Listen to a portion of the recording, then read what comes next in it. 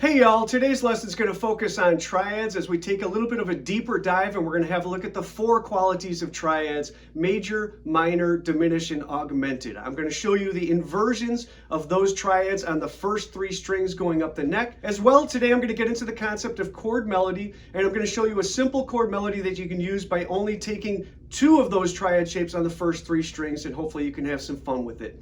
As I've spoken about in previous videos, I believe that triads are important tools in guitar players' belts because of the fact that you can use them as secondary guitar parts when playing with singers and songwriters.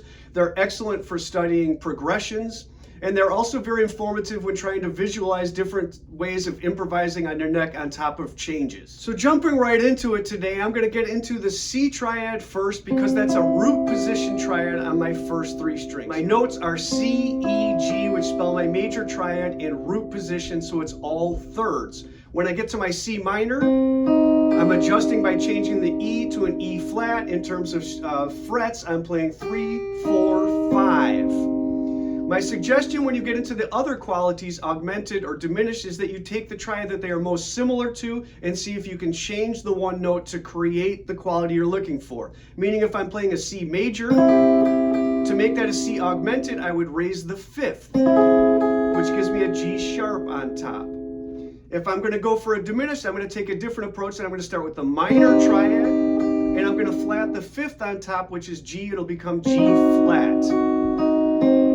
Going to my next inversion on the neck, I'm going to take G triads. In this case, this is a first inversion G triad. I'm in third position, and I'm playing sort of part of the F bar chord shape, if you want to think of it that way. Note-wise, I'm playing a B, a D, and a G. Here, my root is on top. So as I change between the qualities, the root will not change, but it's the other notes that will. If this is my major triad, my minor triad is produced by just barring and changing the B to a B flat.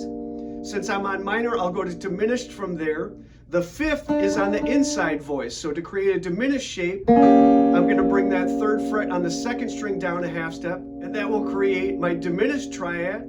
If I go back to the major triad here, when I raise the fifth, you'll see that it looks just like the same fingering that we used on the C augmented. That's because all of our augmented inversions on these three strings will have the same fingering. The next triads I'm going to get into are going to be off of my Johnny Cash D chord. This is the same as your open D chord. When we're playing it as a triad, we're only playing the first three strings. And this is a triad in second inversion because my fifth is the lowest pitch. Note-wise, I'm playing A, D, F sharp. The minor shape is going to switch to an F natural on top. I'll adjust my fingering to create that, but you're going to see that I'm playing A, D, F natural, and especially because the third is on top, the minor quality there really sticks out. Since I'm on the minor shape, I'll show you the diminished next. That will flat my fifth from A natural to A flat. Here I'm doing it by a partial bar. You can also use three fingering voicing on this, but the notes are A flat, D, F natural. When I go back to the major to create the augmented, just as I just showed you, the augmented shape would raise the fifth to a B flat or an A sharp, I guess technically. And that fingering is going to be the same exact fingering as what we have when we're playing the C or the G augmented triads, because the fingering and the shape is the same on the neck. The chord melody that we're going to have a look at today is only going to use root position, major or minor triad shapes. And this is going to be based on the Miles Davis song, Milestones. The chords that I'm harmonizing with are a B flat major, C major, and D minor. Even though this sounds bright, this is all played over a G minor walking bass because it's a G Dorian passage. The order that I'm going to play them for the A section is going to go B flat, C, D minor, C. I'll do that twice.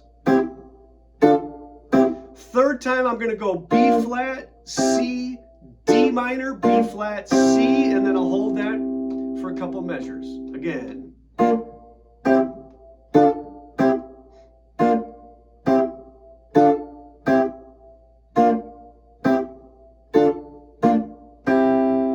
Section on this tune is going to use the same two triad shapes, but they're going to be higher up on the neck. We're going to play E minor on the 7th fret, F major and G major on 8 and 10, and then A minor on the 12th fret.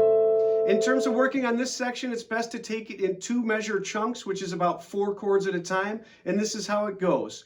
E minor, F, A minor, G. That's the first passage. Second passage, E minor, F, G, F. And the third passage, E minor, F, A minor, E minor, F.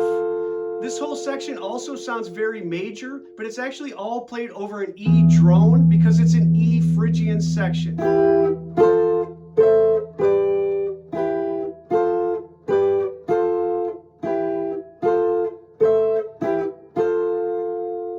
The other thing you might note on this song is that the A section is very short and percussive.